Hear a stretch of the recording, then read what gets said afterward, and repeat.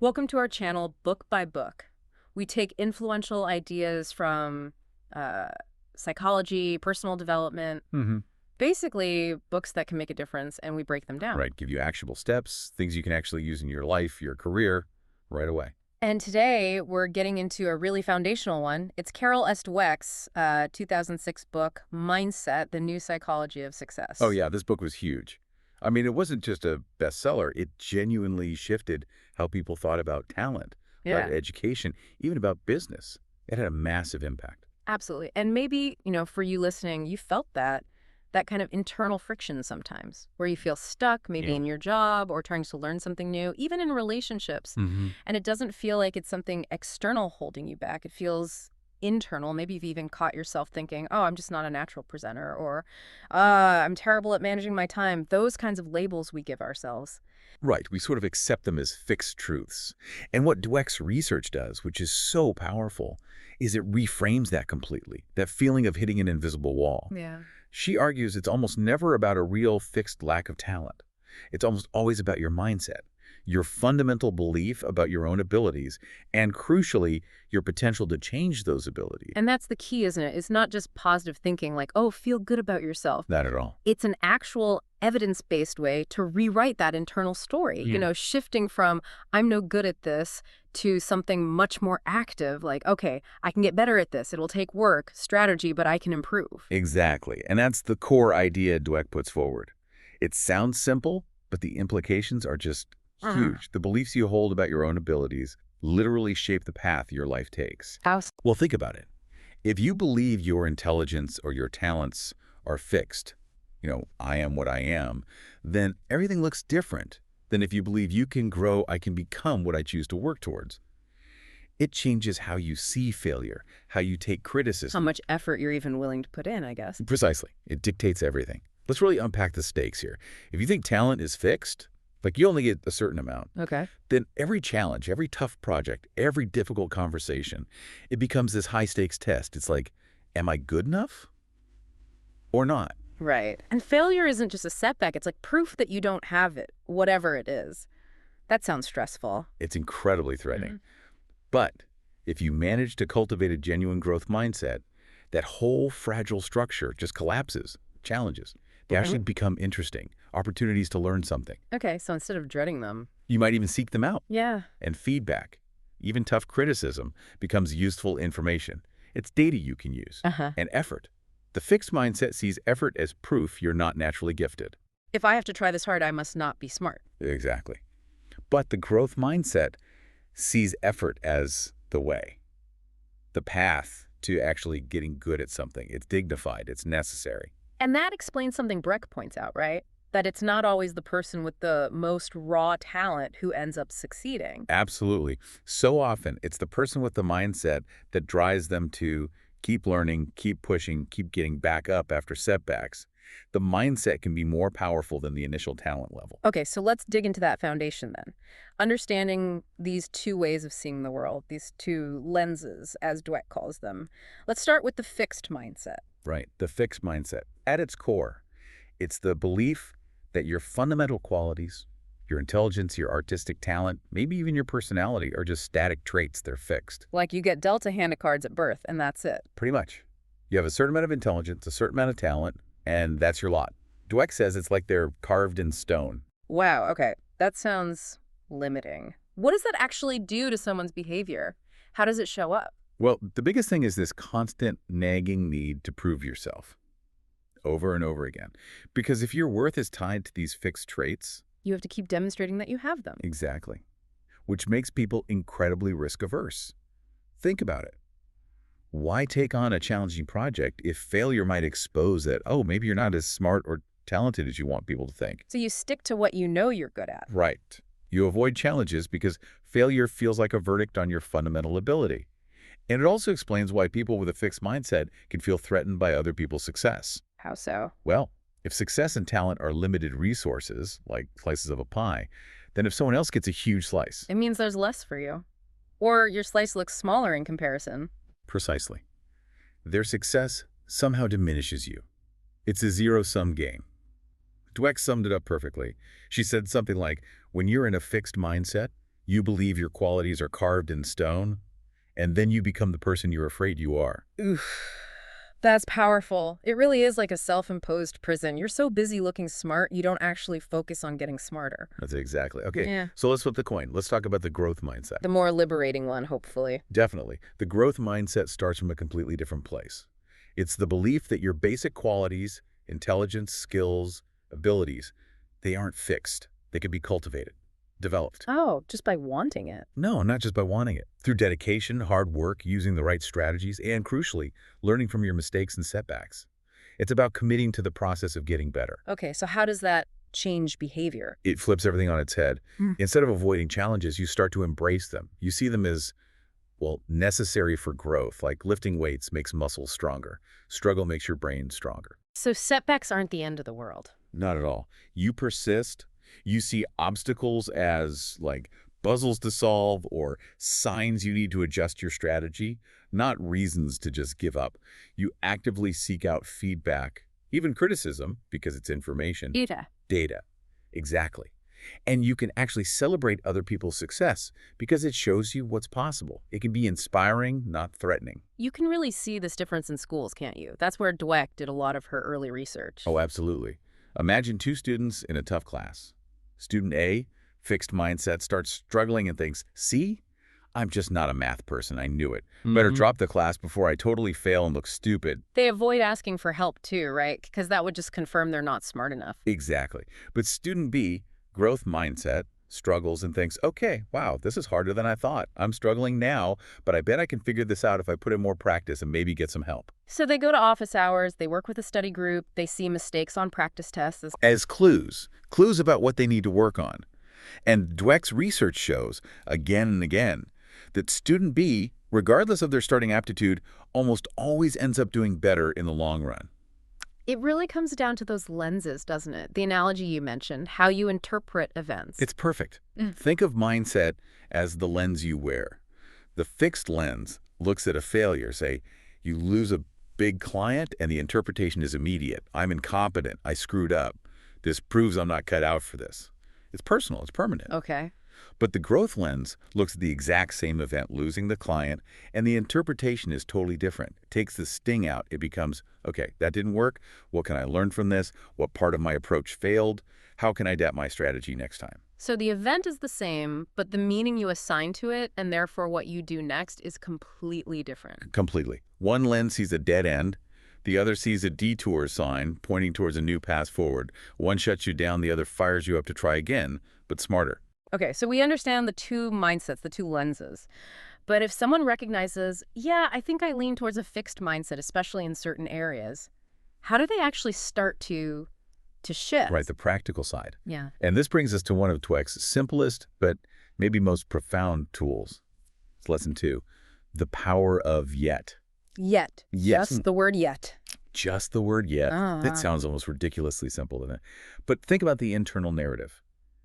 The fixed mindset says, definitively, I can't do this. Yeah. Or, I'm not good at this.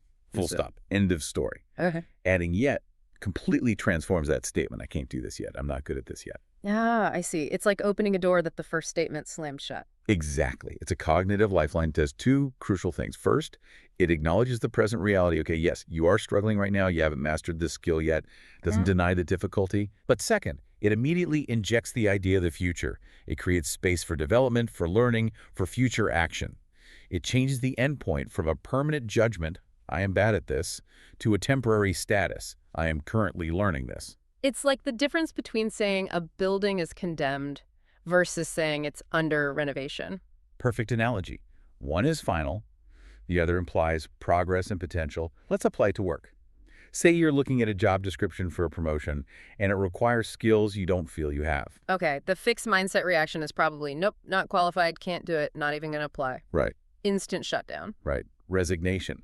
But if you consciously insert yet, your internal dialogue shifts. It becomes, okay, I'm not ready for this role yet. So what specifically do I need to learn or do to become ready?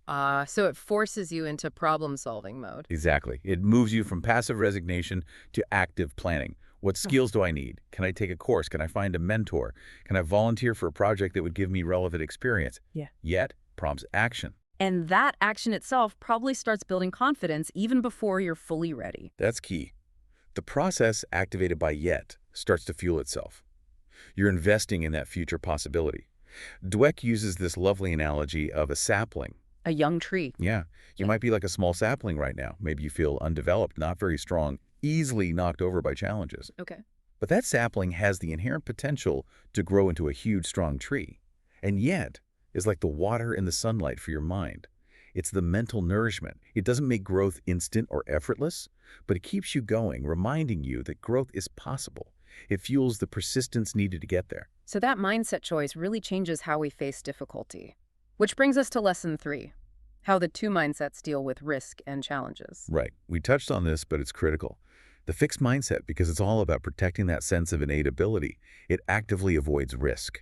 Failure is too dangerous because it reflects badly on your fixed self. So it makes you kind of brittle. Like you can handle things as long as they're easy or familiar, but complexity or unexpected problems are really threatening. Exactly. The fixed perspective is designed to retreat when things get tough or ambiguous. But the growth mindset, it sees difficulty differently. It sees it as necessary input, data. The struggle is where the learning happens. Precisely. Mistakes aren't just tolerated, they're expected as part of the process. They're learning moments. So this makes a growth mindset inherently resilient. When complexity hits, the response isn't retreat, it's engagement. How can we figure this out? And this isn't just a nice idea, right? Research actually shows this leads to better results. Consistently. Across academics, business, sports. That willingness to persist through difficulty, to learn from setbacks, leads to significantly better long-term outcomes. Often, people who start out seeming less naturally talented but have that growth mindset, they end up surpassing the ones who coasted on talent but crumbled when things got hard. Let's take that business example again. A manager gets a really complex project, maybe integrating systems after a merger. Huge task, lots of unknowns. Okay. The fixed mindset manager, their first thought might be, uh-oh, this is risky, my track record is perfect, I don't want to mess it up. So they might try to delegate the really tricky parts or outsource them, push the risk away. And if things go wrong, which they probably will on a complex project, They're quick to assign blame. The vendor messed up, that other department didn't deliver. They protect their image of competence above all else. okay, now the growth mindset manager facing the same project. They see the difficulty not just as a threat, but as, okay, this is a new area I need to master. They dive into the complexity. When problems pop a missed deadline, a technical glitch, they don't just point fingers, they ask, okay, what happened? What can we learn? How do we adjust our strategy? They use the setback to get smarter. Exactly. And over time, that manager becomes the one who not only handles complexity, but actually thrives in it. Because they know it's how they develop. They build real competence, not just protect a perception of it. Dweck has that great mountain climbing analogy for this, right? Yes. Imagine you're at the bottom of a huge mountain. The fixed mindset climber looks up and sees only the steepness, the danger, the risk of falling, how hard it looks. And thinks, nope, too risky, not worth it, I might fail. Right. But the growth mindset climber looks at the same steepness and sees the challenge, the very thing that will make them stronger if they slip. It's not, I'm a terrible climber. It's, okay, need to adjust my footing or need a different handhold. They see the fall as feedback. Immediate, actionable feedback. They came prepared for a journey, knowing it would be tough. Mastery isn't just reaching the summit. It's in the process, the learning, the persistence during the climb. #tag shaper B. Rethinking feedback and criticism. And that willingness to face the climb connects right into lesson 4, how we handle feedback and criticism, which, let's be honest, can be tough for anyone. It really can. But mindset drastically changes how we receive it. In fixed mode, feedback feels like judgment, pure and simple. It lands as an assessment of your core self. The question becomes, am I good or am I bad? Am I smart or dumb? Exactly. It's always personal. It's always about your inherent worth. Yeah. And because of that, criticism feels like an attack. It triggers defensiveness immediately. But the growth mindset shifts that whole equation. Completely. Feedback stops being judgment and starts being information, just data. The internal question changes from, am I good enough, to what can I learn from this? What does this tell me about my strategy, my process, my effort? Right. It depersonalizes it. Yeah. It reframes the input from an attack on you to useful intel about your approach. Yeah. And this is why Dweck puts so much emphasis on how we give praise, especially to kids, but it applies everywhere. Praising effort over talent. Yes. Praise in process, strategy, persistence, progress. If you tell someone, wow, you're so smart, when they succeed easily. You're reinforcing the idea that success comes from this fixed thing called smartness. And the dangerous flip side is, when they inevitably struggle later, they think, oh no, I'm struggling, I guess I'm not actually smart after all. And they might give up or hide the struggle to protect that smart label. Whereas if you praise the process, Like, I really admire how you tried several different approaches to solve that problem, or the focus and effort you put into that report really show. yeah. You're teaching that success comes from things they can control. Effort, strategy, learning. That builds resilience. So in a professional setting, when we're reviewing a project that didn't go well, we need to consciously steer away from the blame game. Absolutely. Avoid asking, what's wrong with us? Or who dropped the ball? Instead, ask growth-oriented questions. Okay, what parts of our plan did work? Where did the process break down? Based on this outcome, what specific strategy should we try differently next time? It shifts the focus from personal failing to system improvement. Instantly. It's like that GPS analogy. If your GPS is recalculating, take the next right, you don't pull over and have an existential crisis about being a terrible driver. No, you just take the next right. You accept the new information, adjust your route, and keep going towards your destination. Feedback should do the same. It should correct your strategy, not crush your confidence in your ability to eventually get there. Growth mindset confidence isn't about being perfect now. It's about trusting your ability to learn and adapt. It's fascinating how much this mindset stuff impacts us individually, but Dweck argues it goes way beyond that, right? Lesson 5 is about how these mindsets shape whole groups, teams, companies, even relationships. Absolutely. It's not just an internal thing. It radiates outward. Think about organizational culture. Dweck identifies clear patterns. Yeah, a fixed culture.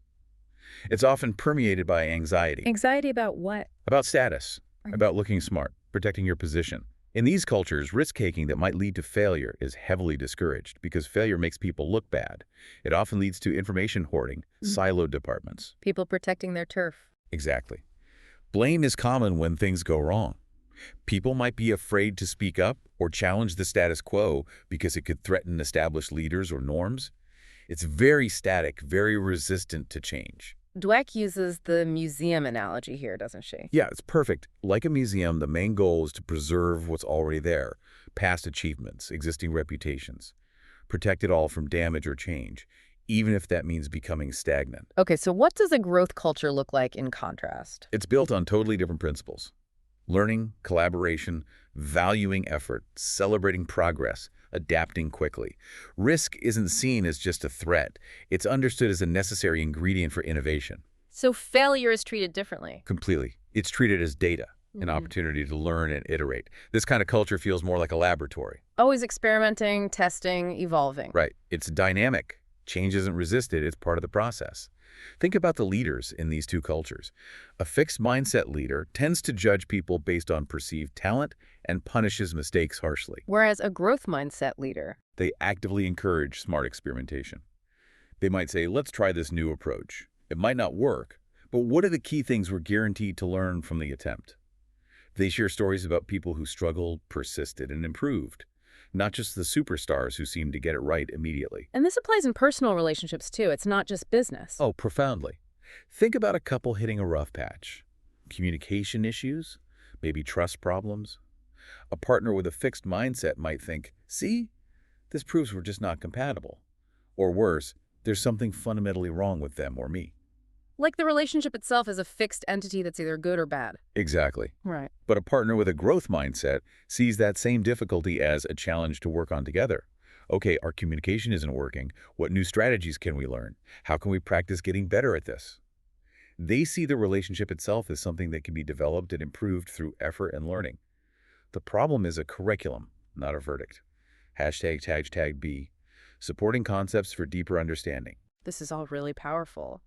But Dweck also includes some important nuances, right? Things to watch out for, like the false growth mindset. Yes, this is super important, especially today when growth mindset has become such a buzzword.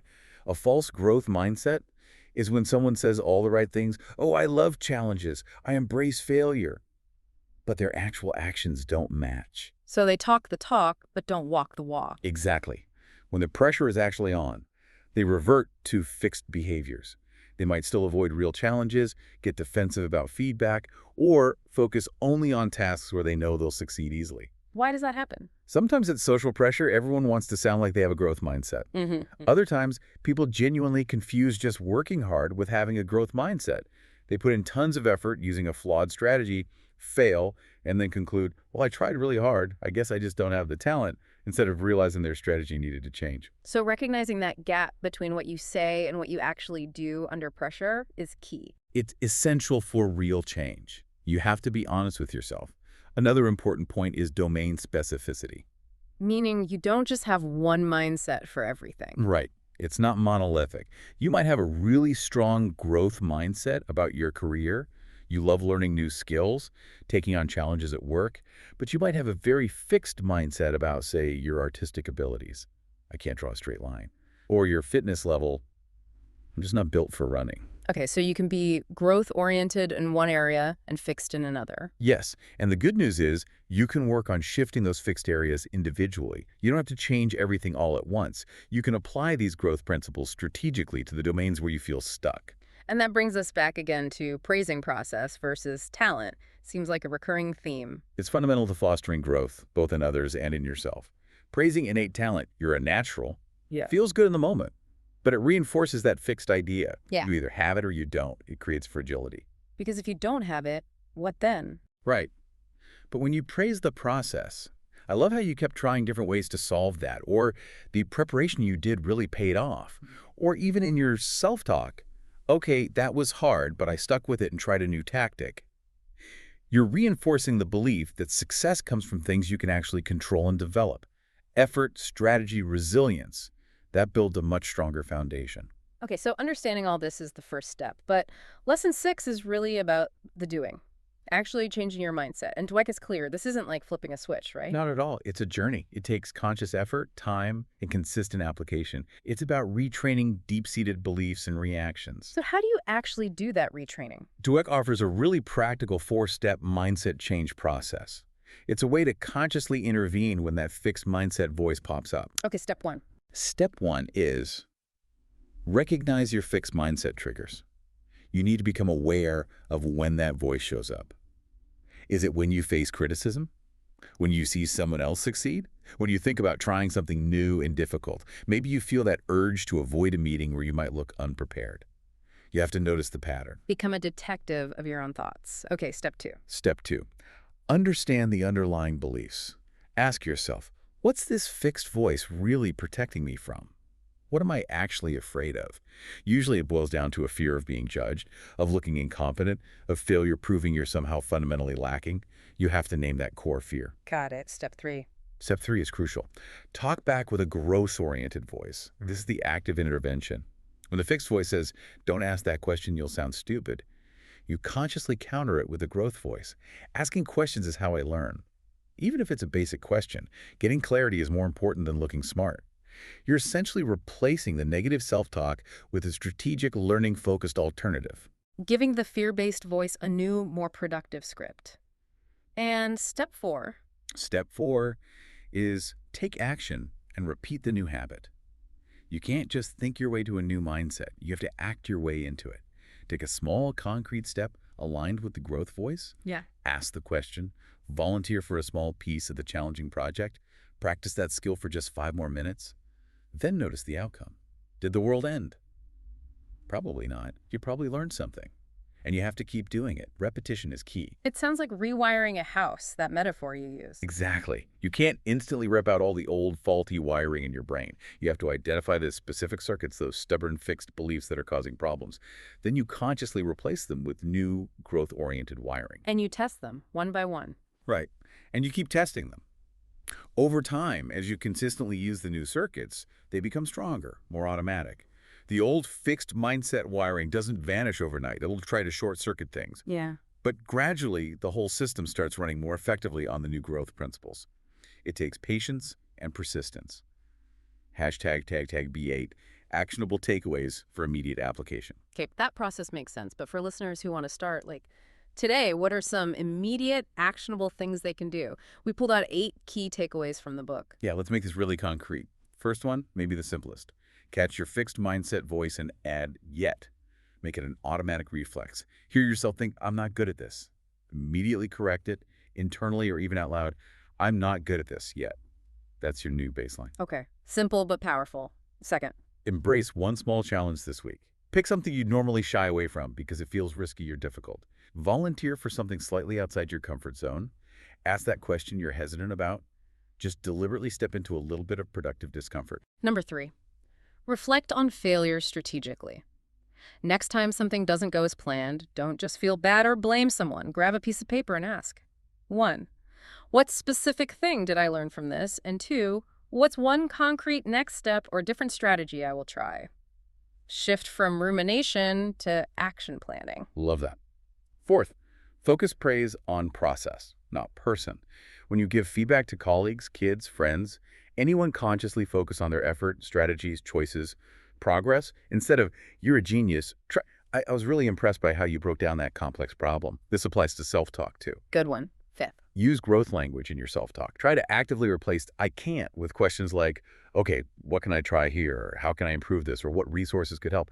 Frame things in terms of possibility and action. 6th. Start a daily reflection habit, just 5 minutes at the end of the day. Ask yourself, what did I do today that stretched me even a little, and what did I learn from a mistake or an unexpected difficulty? Make learning from the day's experiences intentional. 7th, shift team conversations away from blame. When working in groups and problems arise, be the one to ask, okay, how can we learn from this as a team? Instead of letting it devolve into whose fault was it?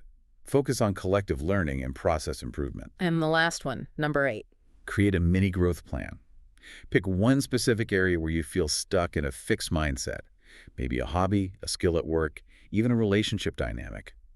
Just for the next 2 weeks, map out tiny, achievable steps for improvement. Build in moments to reflect and get feedback.